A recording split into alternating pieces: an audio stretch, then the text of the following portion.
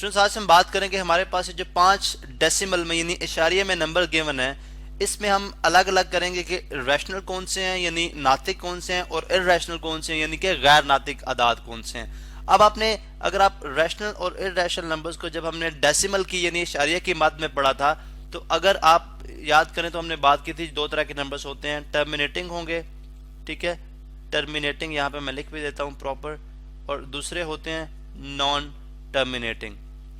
Non terminating, अब जो terminating है उसके बारे में तो हम जानते हैं कि टर्मिनेट का मतलब ही है कि ख़त्म हो जाना, यानी ऐसे नंबर जो कि इशारिया के बाद जिनके डिजिट्स 3, 4, 5, 7, 8 जाके रुक जाएंगे वो कहलाएंगे टर्मिनेटिंग डेसिमल।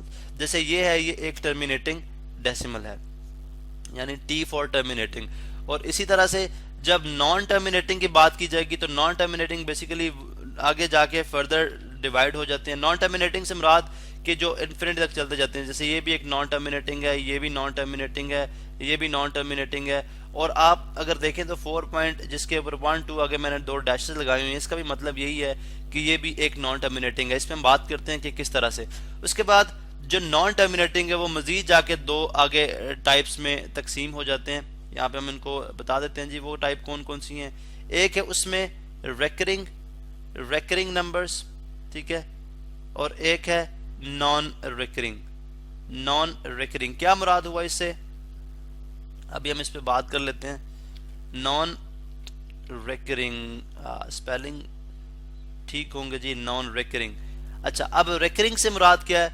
रिकरिंग से मुराद के जिन जो नॉन टर्मिनेटिंग है उनकी इशारिया के बाद उनके जो डिजिट्स होंगे 1, 2, 3 या 4, उनकी कुछ या इससे 5 हो सकते हैं, ठीक है, उनकी कुछ तरतीब जो है वो रिपीट हो, यानी एक ऑर्डर में वो रिपीट होते जाएं। जैसे आपने नंबर देखे होंगे रिकरिंग में, मैं आपको लिख देता हूँ यहाँ पे, आप एक जवाब आता है जी 3.3333 एंड सो ऑन, ठीक है, इसी तरह ये चलता जाता है नंबर, ठीक है। अब ऐसे नंबर कहलाते हैं हमारे पास रिकरिंग, ठीक है, ये नंबर कहलाएंगे हमारे पास रिकरिंग। इसी तरह से जो नॉन रिकरिंग होते हैं उसमें कोई तरतीब नहीं होती। जैसे अगर आप यहाँ पे देखें 4.214, ठीक है, जैसे मैं यहाँ पे लिखता हूँ, इसी नंबर को मैं लिखता हूँ 4.21543, और ये आगे तक इन्फिनिटी तक चलता जा रहा है, ये कहलाएगा हमारे पास नॉन रिकरिंग। अब यहाँ से मालूम हुआ कि टर्मिनेटिंग जो नॉन टर्मिनेटिंग है उसमें 2 तरह की, रिकरिंग और नॉन रिकरिंग है।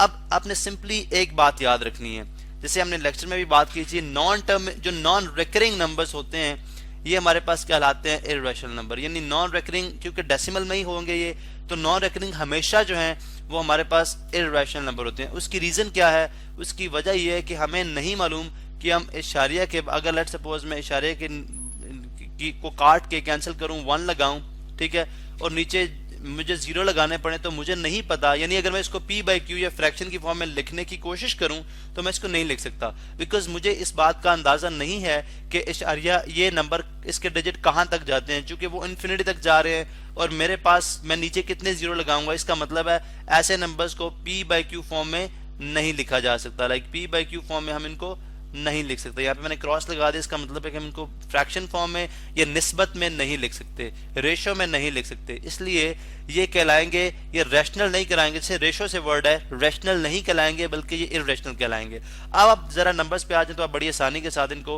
अंडरस्टैंड कर सकते हैं कि 4.2153 अगर आप देखें तो ये इशारिये के बाद जो है वो एक ये नॉन टर्मिनेटिंग नंबर है, यानी ये इन्फिनिटी तक चलता जा रहा है और इसके अंदर जो डिजिट्स हैं उनमें कोई तरतीब नहीं है, ठीक है, 2, 1, 5, 4, 3 आगे पता नहीं 1, 3, 5, 7 इस तरह से नंबर आएंगे।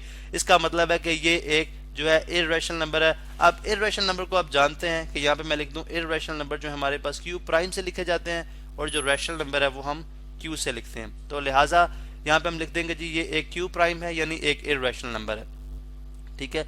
इसी तरह से इसको देखें 3.33, अब ये नॉन टर्मिनेटिंग तो है लेकिन ये एक रिकरिंग है, ये एक रिकरिंग नंबर है। जैसे अगर देखें 3.33 रिपीट हो रहा है, ये वही नंबर है जैसे मैंने यहाँ पे लिखा, तो ये एक क्या हो जाएगा, एक रैशनल नंबर है। इसको p/q फॉर्म में कैसे लिखा जाता है इस पे एक डिटेल लेक्चर मौजूद है, आप देख सकते हैं कि जो रिकरिंग डेसिमल्स है हमारे उनको हम p/q फॉर्म में लिख सकते हैं और कैसे लिखते हैं। उसके बाद नेक्स्ट अगर आप आ जाएं तो 7.3521 ये नॉन टर्मिनेटिंग ही नहीं है, तो इसलिए ये टर्मिनेटिंग तमाम के तमाम नंबर, जैसे कि बात हो चुकी है, टर्मिनेटिंग तमाम के तमाम नंबर जो हैं वो रैशनल नंबर्स होते हैं, क्योंकि हम बड़ी आसानी से उनको फ्रैक्शन फॉर्म में या रेशियो की फॉर्म में लिख सकते हैं। यानी यहाँ पे मैं इशारिये की जगह 1 पुट करूं और मुझे पता आ गया 4 डिजिट्स हैं तो मैं 4 0 लगा दूंगा।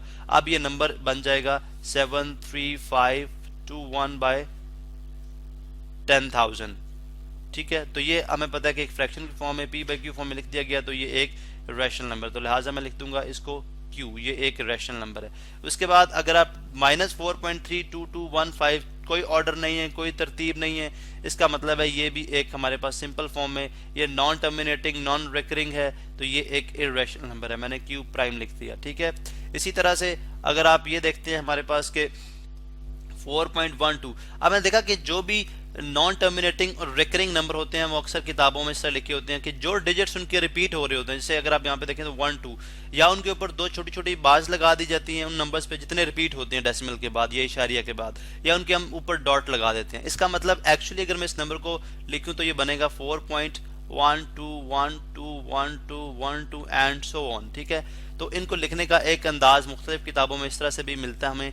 अब इस तरह के तमाम नंबर, चूंकि हमने पहले भी बात की कि जो भी नंबर्स हमारे पास रिकरिंग होंगे, ठीक है, और नॉन टर्मिनेटिंग होंगे, वो हमारे पास रैशनल नंबर कहलाते हैं। इनको पी बाई क्यू फॉर्म में, रेशो में या निस्बत में जो है वो लिखा जा सकता है। इसलिए मैं यहाँ पे लिख दूंगा कि ये बेसिकली एक रैशनल नंबर है।